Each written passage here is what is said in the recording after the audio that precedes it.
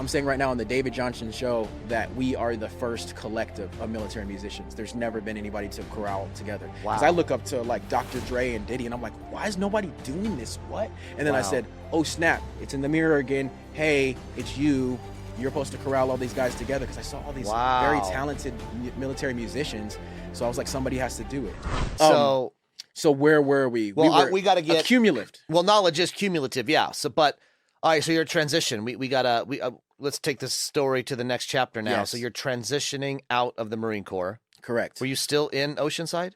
Oh, you wanted to? Okay, we skipped a couple steps. Uh-oh. So I gotta key steps. I gotta rewind the tape a little bit. We gotta bring it back a little bit. So what happened was I got a billet with marketing and public affairs. That's why I learned a whole bunch of marketing and a whole bunch of colors and a whole bunch of branding. And I was like, what's this colors and branding and all this? And like, why is people doing the same thing? And why are they being consistent? And why are they wearing the same thing? Why are they having the same colors? What's going on?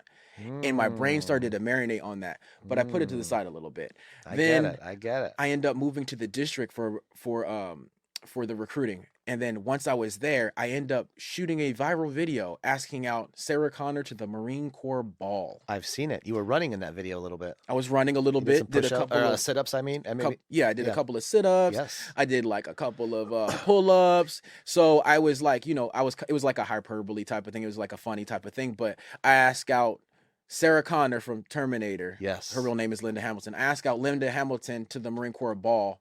And this...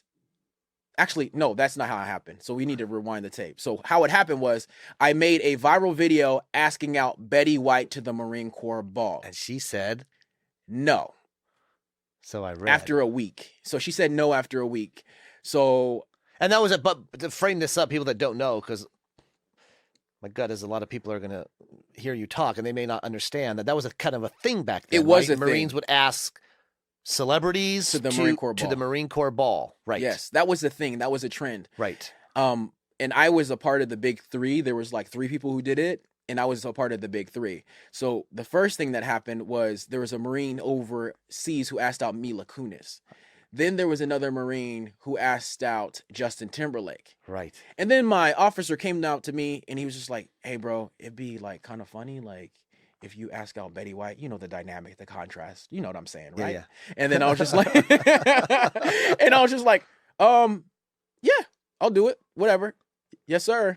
And then so I do it. I make this viral video. Public Affairs is mad at me because they're like, you are supposed to make news, not be on the news. You're on national news. What's going on? After Betty White said no after a week, I was relieved. I was so happy. I was like, cool, I'm not in the news anymore. This is amazing. Until Linda Hamilton, who played Sarah Connor in Terminator, asked me out. She asked me out on YouTube. So she's like begging me. It's still up there. She's like, please, Ray, please take me to the Marine Corps ball. Damn. So how could you say no to that? You can't. You can't say no to that. So what I did was I picked her up from the airport and we went to the ball. That's cool. cool. We had a good time. It's a good photo. Might be floating around here too somewhere. Yeah, somewhere here. No, she asked me out to the Marine Corps ball, and because she did, I was just like, yo, this is amazing. Wow. And I saw the power of social media. We didn't know what it was at the time, like the viral and social media type of thing. Right. It was early. But I realized I had something there. I'm like, I think people like to see me online. And then I was like, oh, well, marketing too. Oh, let me put that together.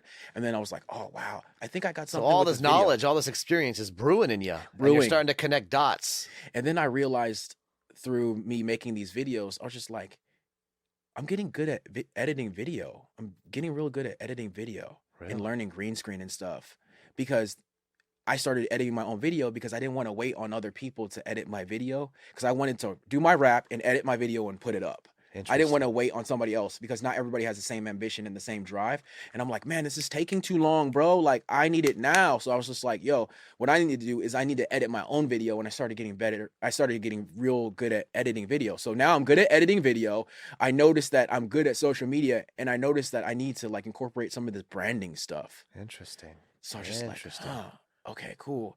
But I didn't like really decide to leave the Marine Corps yet. I was just like, I don't know what I want to do just yet. So I'll just extend. So I extended and I went to New Orleans.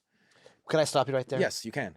I want to throw you off. Well, it's not going to throw you off, but something that's been, I love a story of hours upon days upon years of just practicing and mastering your craft. I mean, I saw a photo of you. I don't remember where, to be honest, but you were deployed clearly in a tent or something, and you had equipment. I don't know, but so you were practicing. You have been during your deployments. Would you just practice your music, practice rapping over and over again? Yeah, over and over again. Ask my Marines; they hated it. How? Oh, he said it's something. I got to go on patrol at 3 a.m. and here's Like, fucking shut up. Raymond. Yeah. Yeah. How do you practice? What does practice mean? Like if I'm a football player, I know how to. I could visualize what does practice mean to you? It's over and over and over again, saying the same thing. Sometimes I might say the same 2 lines for 2 hours.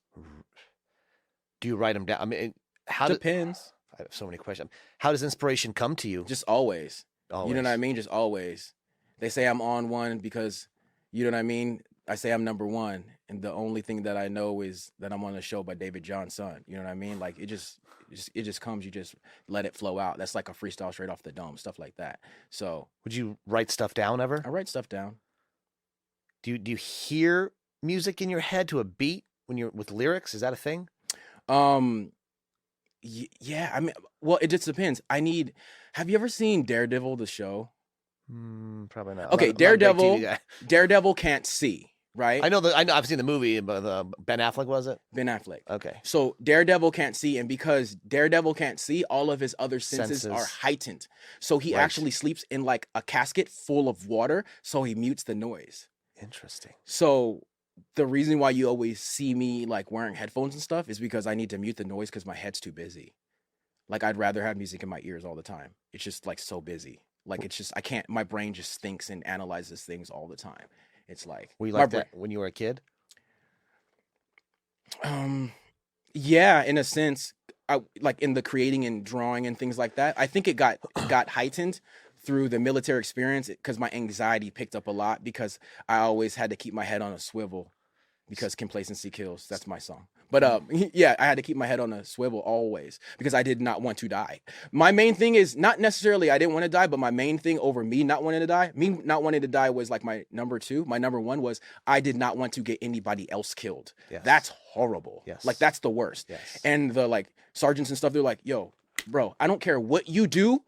Just take the pictures, stay out of our way, and don't get anybody killed. You got it? And I'm like, okay. And so like I just in my mind I was like I have to be the fastest, I have to be the smartest. You will not see me. I will be a ghost on the battlefield. Like you will not see me, you will not hear me. The only thing that you will see is you in the newspaper. That's what you will see. You don't need to see me cuz like if you see me, like it's the Grim Reaper cuz I'm asking you a question about some like sad story. Last question about practicing real quick, then let's get into the transition. Yeah.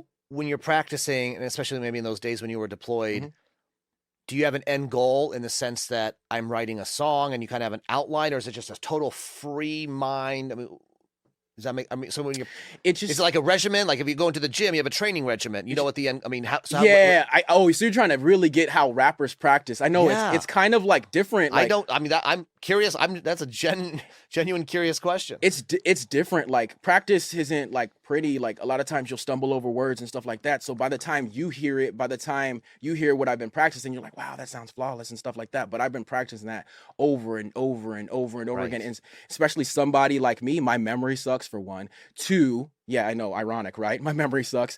And then for 2, it's like there's certain words that me specifically I would trip over like just certain words and certain alliterations next to each other. So I have to know how to write it, how to script it to where I won't trip over my own words. So I'll be like, oh, I always trip over a word when I say a B and then a T next. So when I'm writing, I have to be cognizant of like what I'm actually writing down and stuff like that. So things like that. But the way I would practice it, it would just be like scatting and stuff like that.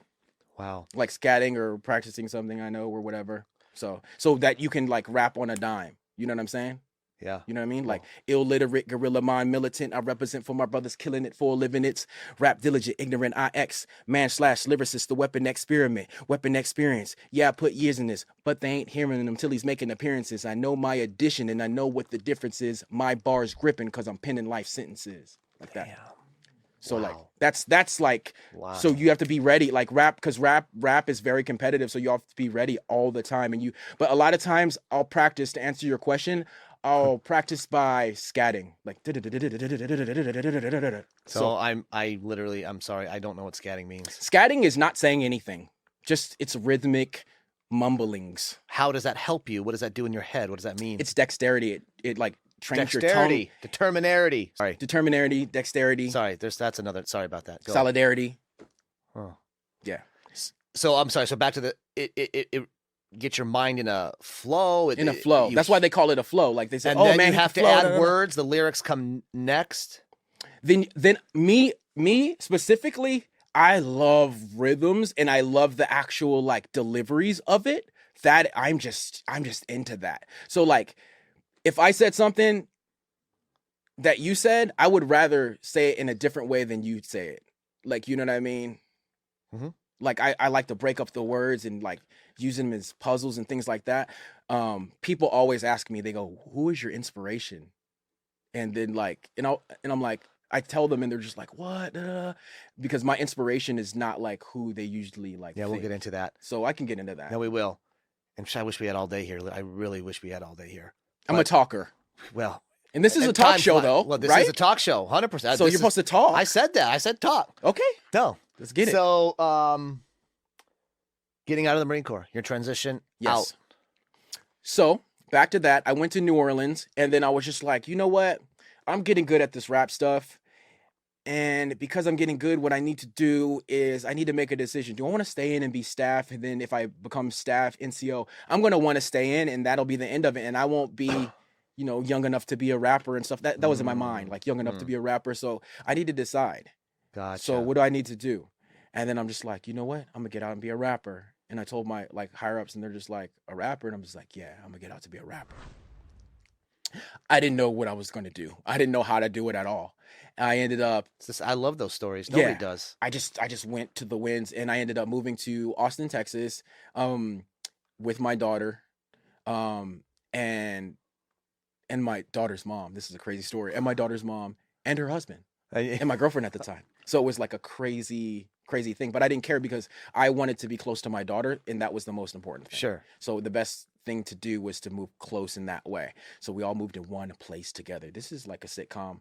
Like, you know what I mean? One place is in roommates. Roommates. Oh, there you go. It's one place. So your ex or your I lived with my daughter's mom, my daughter, my daughter's mom, husband, and my girlfriend at the time, and me. Oh, crazy story, right? Yeah. Yeah. Nobody steal that because that's my story. It was smooth. It was smooth. It was very smooth. It's a testament. It's a testament to like patience. I had to be patient. Maturity, patience. I have to be patient. I had to be patient. And I had to be mature, and I had to keep my eyes on the prize. A lot of times people don't look at the whole war and they look at the little battle and they want to just let their ego get in the way. And your prize was, I want to be a rapper. No, not at that time. I wanted to just be with my daughter and I wanted to provide at that specific time period. So like I had money from the Marine Corps, but my Marine Corps money was running out. And because I needed to get another job. So what'd you do? I went back to Taco Bell. You were rapping at Taco Bell. So you're 10. Hold on. Sorry. I didn't mean to. Hold on. I didn't mean like that. Yeah. The snap. Wait a minute. 10 years in the Marine Corps. Yeah. By this time, you're early 30s. Yeah. And you're 30 and you're working at Taco Bell. Yeah. Yeah. Humbling. I get it and I don't get it. Yeah. My first job out of the Army was a teller at a bank, but nonetheless, Taco Bell. Wrapping up tacos again. And they're like, Wade, the boss was like, whoa. Do not play me, bro.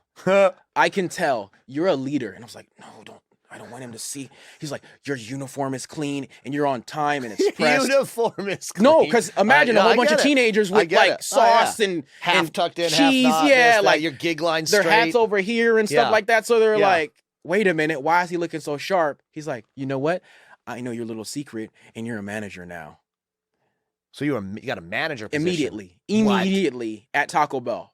And then I was just like, you got promoted without even applying. I got a meritorious Taco Bell promotion. Who gets that, bro? Me. Me. But it was still a very humbling experience. It was humble. And there's no pie there, though. But it was humble. Yeah, I got that one. Yeah. Yeah, damn. And, I read a story. I've read this article, I shouldn't say story, 4 times now. on I think Black Rifle's Black Rifle Coffee.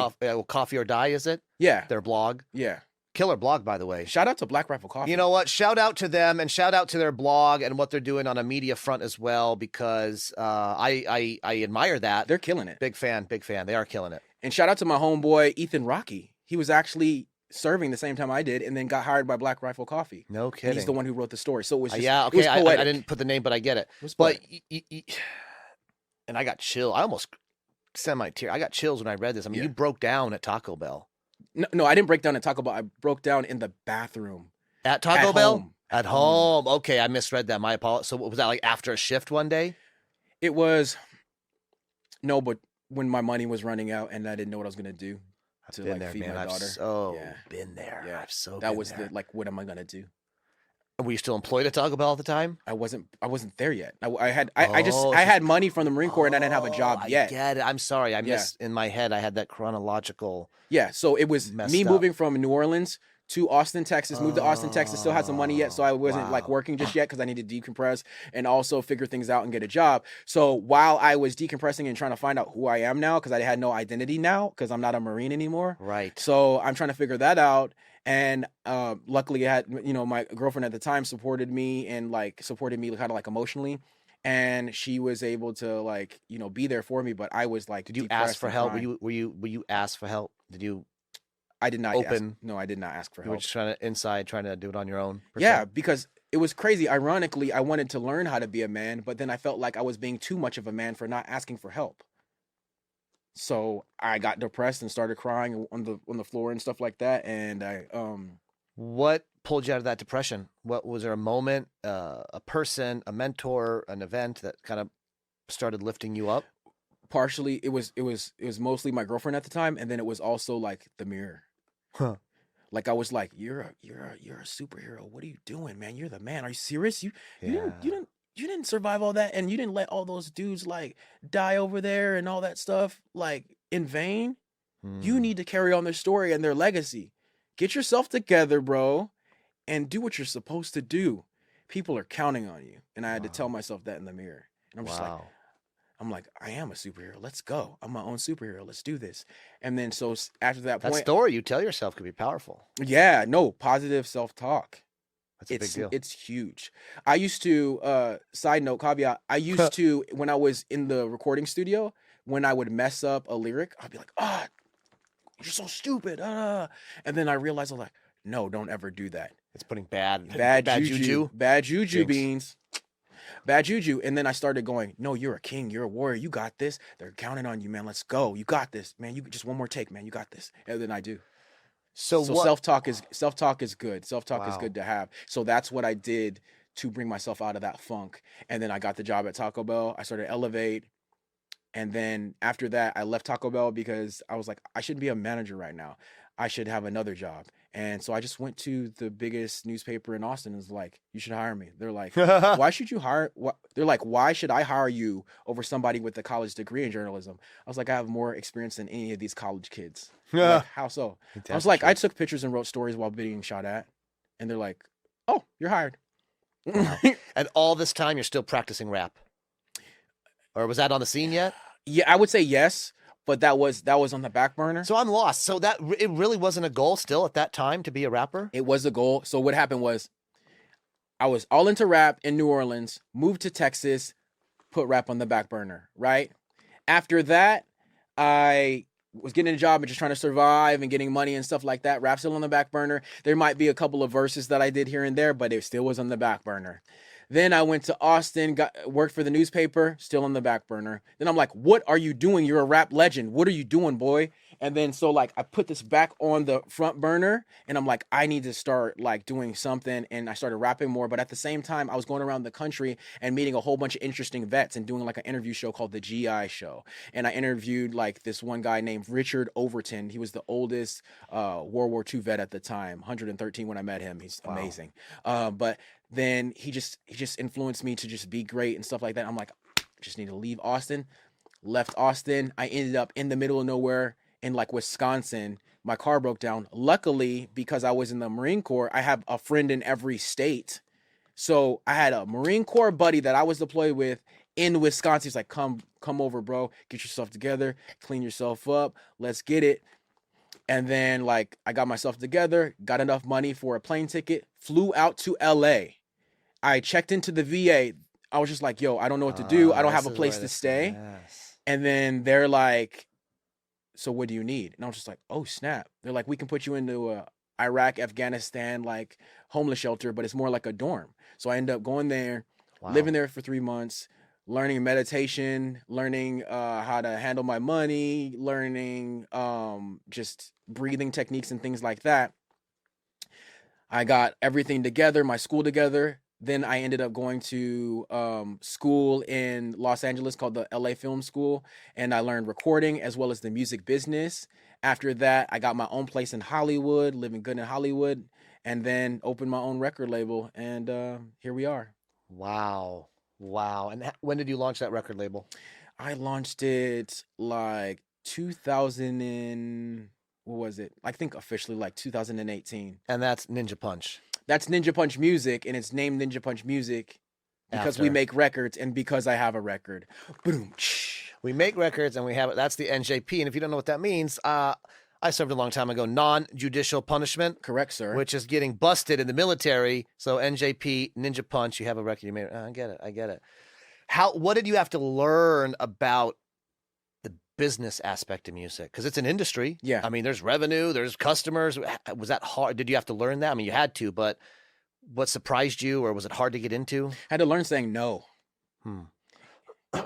Because unfortunately, with all the different platforms and streaming and all that, people think music should be free, but they don't understand what goes into it, like a production, like the lighting, the mics, the headphones, the mic checks, the 2 hours of practicing 2 lines over and over again. I bought that microphone 10 days ago for like $380. Are you sure? Positive. I think, right? It's called Sure. Oh, yes, it is. MH87. Yeah, I get it. People don't understand that. I bought that headphone the same day. They don't understand. They get it. It costs money. Yes, it costs money. Anyway, so sorry, I derailed. But yes, so the art of saying no. Because they want stuff for free. They want stuff for free. And this is your business. Correct. Yes. So has streaming, I mean, in the 80s, I think, or the 90s, you make a CD and you sell it at the local, music store. But nowadays, has streaming and technology changed the business? No. Oh. I still sell CDs. Oh. Yeah. Are there other forms of the business, though? Yeah, there's many forms of the business. That didn't exist maybe 20 years ago. Mm-hmm. But you have to kind of, sorry to interrupt. No, you good. To finish you have to learn that as well, right? I mean, yeah, because you have to have a presence on there, right? You have to adapt and overcome every single time. But you told me something, and I'm sorry, I'm all over the board at this point. No, you're good. We were talking, and you said something about iTunes, and it's 99 cents or something. It costs 99 cents to buy a song off iTunes. Right. The artist sees 70 cents. You see 70 cents of the 90 quarter. You only get paid quarterly? Depending on how many sales you got. So if I only sold one song that quarter, I'm only making 70 cents off of a bought song. If you stream it, I'm not seeing nothing. Like, I have to sell like 100,000, something like that to see some type of change. You know what I mean? So you got creative in the past year with everything going on and your business model kind of out of necessity. Had to. So I was like, whoa, let me reach back into my marketing bag. Oh, snap. So I got to hit. When I'm building my label and stuff, and I started dropping singles, because I dropped singles, but I knew it was going to be a label of a whole bunch of genres of country and rock, but I knew that I needed to have something that would be marketable to all military people. And I said, yo, what do all military people listen to? They listen to rock and they listen to rap. Okay, cool. But they also listen to country. And what is missing from rap that country has? Real stories about real things from real people. Oh, snap. So basically, I took what they do in country, telling real stories that people can fact check. They can be like, he said Kandahar. I know he was there on that patrol. So I was like, okay, cool. That countryside, mixed it with the metal and the rock. And then I mixed it with the rap. And then also I'm military. And then also I'm very polarizing because it's obvious I'm a patriotic black man. If you guys didn't realize that. I don't know if you guys saw that yet, but yeah. But yeah, I'm only because the lighting is yeah, so maybe good. the lighting. I don't know. Otherwise, I would not have picked that up for the record. Yeah. Thank you for not seeing that. I only know twice, when I'm brushing my teeth and when somebody tells me. But yeah, no, I don't notice. No, but seriously, I'm just self-aware. I was self-aware of all those things, and I just reached into my marketing bag and I put it all together, and I came out with a song called Star Spangled Banger.